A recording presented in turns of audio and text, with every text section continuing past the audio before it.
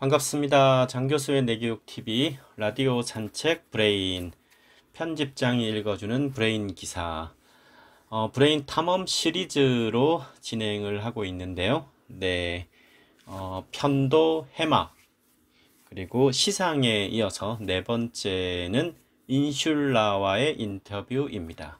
뇌섬엽이라고 부르기도 하죠. 네, 브레인 탐험 시리즈 네 번째 인슐라와의 인터뷰, 감정과 의식의 연결고리의 제목입니다. 이번에 인터뷰를 하게 될 인슐라는 최근 뇌과학계에 떠오르는 신인이다. 인슐라가 손상된 환자는 흡연 욕구가 사라진다는 소식으로 더욱 관심이 집중되고 있다. 제대로 출연시키기만 한다면 모든 중독을 단번에 해결하고 노벨상도 문제없다는 점 때문에 곳곳에서 러브콜이 쇄도하고 있다. 인슐라는 중독뿐만 아니라 인간이 인간이도록 하는 묘한 매력을 지녔다고 많은 이들이 이야기한다. 인슐라가 집중 조명을 받고 있는 이유를 직접 들어본다. 질문. 당신의 이름을 처음 들어보는 사람도 있을 것 같다. 간략히 소개하자면 내 이름 인슐라는 섬을 뜻하는 라틴어다.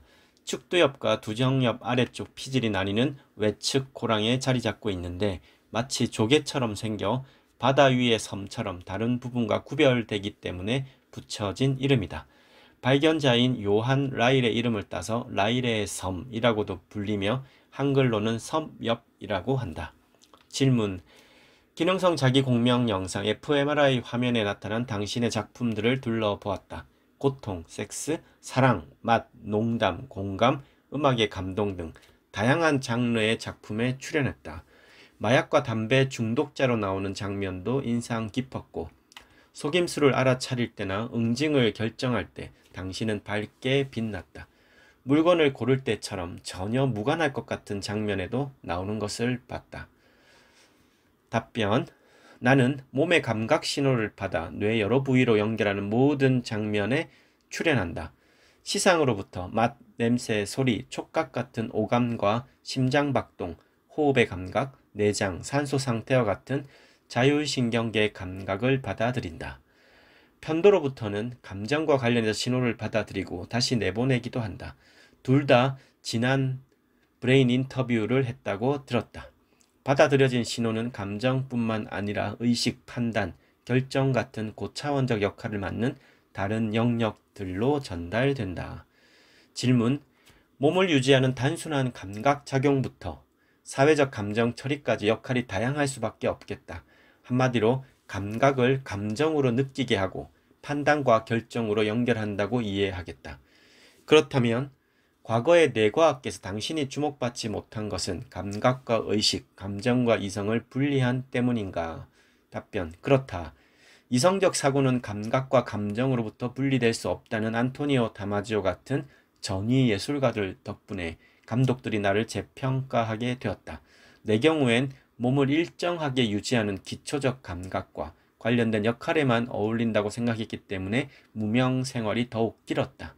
동물은 배고프면 음식을 찾고 추우면 보금자리를 찾는다. 감정은 동기를 유발하게 하는 감각이기 때문에 모든 포유류는 감정을 가진다.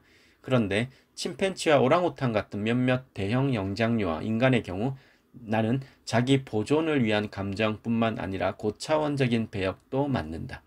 특히 인간의 경우에는 감사와 분노, 자신감과 당황, 죄의식과 용서, 신뢰와 불신, 공감과 경멸, 행복과 슬픔 같은 사회적 감정을 연기한다. 요즘엔 중독이란 작품에서도 주역을 맡게 되었다. 중독에서 내가 몸의 감각과 감정, 앞으로의 기대까지도 담당하기 때문이다. 조심해야 할 것은 중독을 줄이기 위해 섣불리 나의 대사를 줄이면 음식과 성욕, 일 욕심도 사라진다는 것이다.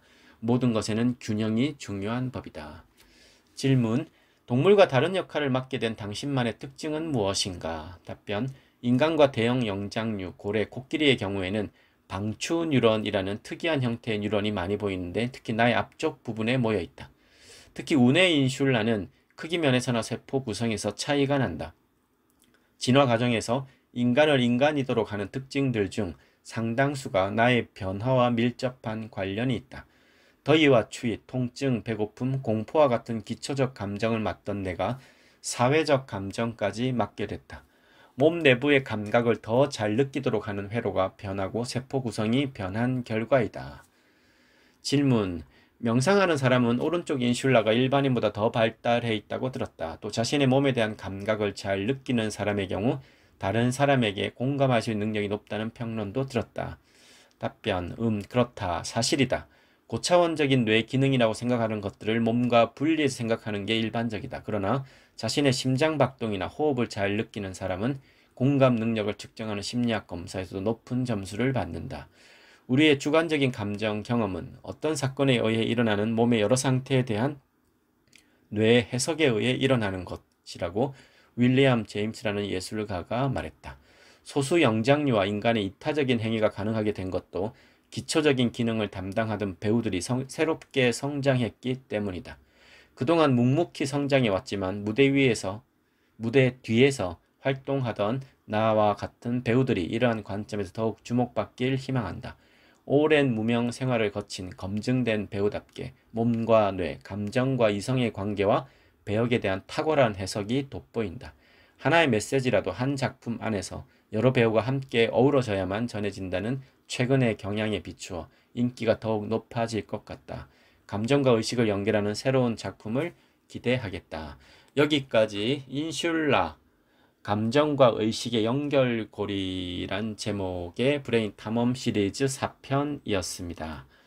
네, 뇌섬엽이라고도 하는데요. 인슐라는 초기에는 크게 주목을 받지 않았던 뇌기관이었지만 실제적으로 그 라이프 스타일의 현대인들의 많은 변화 속에서 이제 중독에 대한 부분이 아주 문제가 되고 또 이성적이다. 어떤 합리적 의사결정이다라고 여겨왔던 인간의 어떤 그런 decision making이라고 부르는 거죠. 의사결정에 이 감정, 이 정서가 지속적으로 작용한다는 안토니오 다마지오 같은 대표적인 신경과학자들의 이런 연구들이 나오면서 이런 마음과 몸에 대한 상호 관계들은 뗄래야 뗄 수 없는 거구나.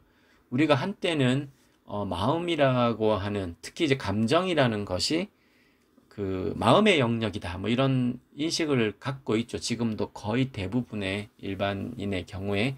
하지만 인류의 뇌과학이 밝혀낸 그 바에 의하면 감정은 기본적으로 신체의 영역입니다. 네. 우리가 마음이라고 하는 영역은 이제 그 2차, 3차의 감정인 거고요. 그러다 보니까 그 바라보는 이제 시각의 어떤 전환이 일어난 거죠. 그래서 지금 일반적으로 살아가는 많은 환경에서 일어나는 여러 가지 문제들을 들여다보다 보니 인슐라 같은 그 기관이 좀 새롭게 대두가 되는 시점이라고 볼 수가 있겠습니다. 네, 이번 시간은 브레인 탐험 시리즈 4편 떠오르는 뇌과학의 스타, 감정과 의식의 연결고리 인슐라에 대한 얘기였습니다.